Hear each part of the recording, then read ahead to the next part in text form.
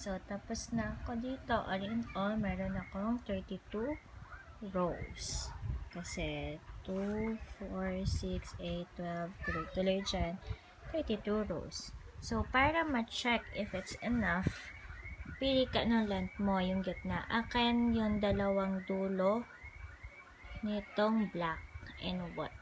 Yellow na intersection, yun yung magiging point of reference ko hanggang dyan sa end na yan yung ilalagay ko. So, assembly na ako, pero bago yan, gugupit muna ako ng tela na kasing sukat nitong circle as may lining, dalawang ganon para tig-isa sila, and another tela na kasing sukat nitong line na to as may lining. Plus, okay, para ma-reinforce pa to, lagyan ko ng cardboard. Gawa sa old na, ano tawag natin tan? Paper bag. So, ito yung old paper bag ko. Used na siya. So, piliin ninyo yung medyo matigas-tigas na paper bag. Yung gawa sa parang carton or cardboard. Okay? Makikita nyo naman. Mapapansin ninyo. Para medyo mas matipay-tipay yung reinforcement kasi ito yung magiging support niya sa baba. So, i-line nyo lang yung fabric, yung panel ninyo. Ayan. So, makikita ninyo medyo sobra-sobra siya. Kaya, ang gagawin ko is, dalawang ganyan na lang. So, back to back siya siguro. Ayan. Gugupitin ko na lang ng buo. Ayan. Hi! So, ito nagawa ko ng attach yung kabilang side. Isang side. Ayan. Medyo madali lang yung ginawa ko. Ipapakita ko kung paano siya i-attach kasi yun rin yung gagamitin ko para dito sa side na to. So, mapapansin ninyo, nakakabit na yung gitna nila. So, yun yung una mong gagawin. Identify mo or i-fold mo in half yung circle mo para ma-identify mo yung gitna. Then, i-fold mo again in half itong area na ito para mapag-connect mo sila. So, afterwards, etong dulong side mo, etong dulong crochet mo dito, i-attach mo rin siya dito.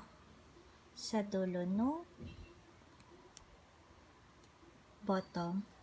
Tapos, same rin. Yung kabilang side niya, ito pala yung para dito, no? Sorry.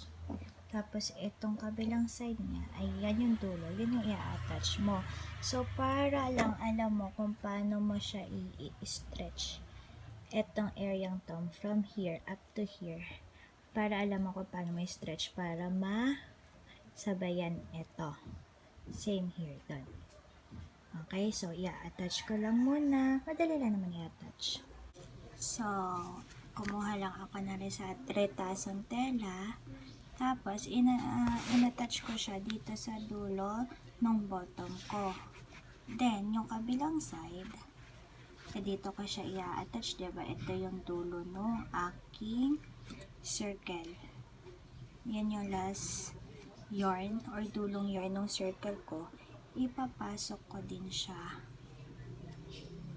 dito. Yan. So, dikit na sila. Itali mo lang. Yan. Tali here. Tali there. Yan. Medyo maluwang. So, mas maganda medyo kung sisikipan mo po na naluwangon ko. Tali mo yan. Tapos, gawin mo rin siya dito sa kabila. Attach ka ng sinulid dito. Attach ka ng sinulid siyaan. Yan. Tapos start na natin adjust. Matikal na? Pagtugtongin.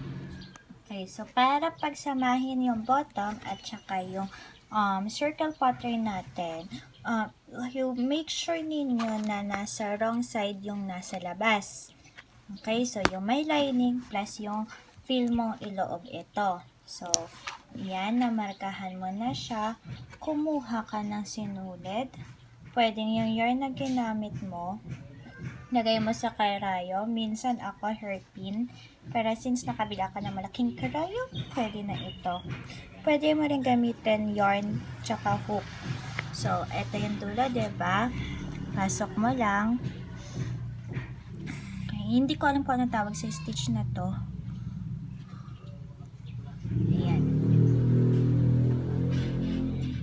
Yan lang siya, diba? Ayan. Tapos, ipaikot mo lang. Basta mag-connect lang yan. Ganun ko lang siya pinagsasama. Ayan. Mamaya ko na iaano to kasi ilalak ko na lang silang pag ganon. No marker ko. So, tuloy-tuloy ka lang iikot ng ganito. It's like, medyo magulo yung itsura niya. Pero, matibay-tibay naman siya. Okay, make sure makapal yung sinulit na gagamitin mo. Yan. Sorry, mauga, natatamaan ko yung aking camera stand. So, ayan o. Parang ganyan. Mas dikit, mas komportable. Medyo, tawag natin dito, makalat-kalat lang. So, pinag-isipan ko kung lalagyan ko pa ng lining pang susunod. So, ayan, tuloy-tuloy hanggang sa makarating ka sa dulo. So, here is my finished product. So, hindi ko muna siya nila kasi nag-isipan ko kung paano siya isara. So, button lang ba dito? Kaso, ang problem, kapag button lang siya dito, pag inangat mo siya ng ganyan, gamit itong strap na ito, ayun, nagkaklam siya. Ayan. Pero okay lang din naman sa akin yung ganyan. Or lalagyan ko siya ng zipper. So, kaya ko nakuha yung ganyang pwesto kanina kasi iniisip ko, ano ang itsura niya kapag may zipper siya. Kanina ba? So, as of now, as isa ko siya sa ganyan kasi magagamit ko naman siya.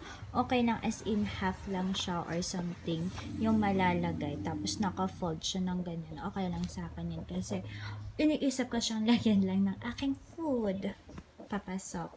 So, yung strap na ginamit ko, medyo hindi pa bagay sa kanya. Lumang strap to ng bag na hindi ko na ginagamit. Napamigay ko na nga ata yung bag. Pero tinatabi ko kasi lagi yung mga strap for this kind of project. So, ayan. Inipit ko lang siya dito sa stitch. Ayan o. Mas kita dito. So, susubukan ko pag dalawa siya, baka mas mukha pang matibay or gagawan ko ng handle. And baka, kasi since matibay itong strap na to baka balutan ko na lang ito na something kakulay nito. Medyo wala na kasi ako. Tawag natin dito, yarn. Alam niyo naman, naka-lockdown tayo. So, ayan. Hopefully, well, etong method na turtle design na to, pwede siya sa throw pillow, yung paggawa ng bag, pwedeng ibang design, any circular bag, it's up to you. Just use your imagination. As of now, medyo masaya ako sa kanya. Pag-isipan ko lang talaga yung tali. Tsaka siguro pakagawan ko ng handle na yun na dito, yung maliit lang, para ang hawak ko handbag. Okay, so yun lang. Thank you so much and I'll see you for more video. Bye-bye!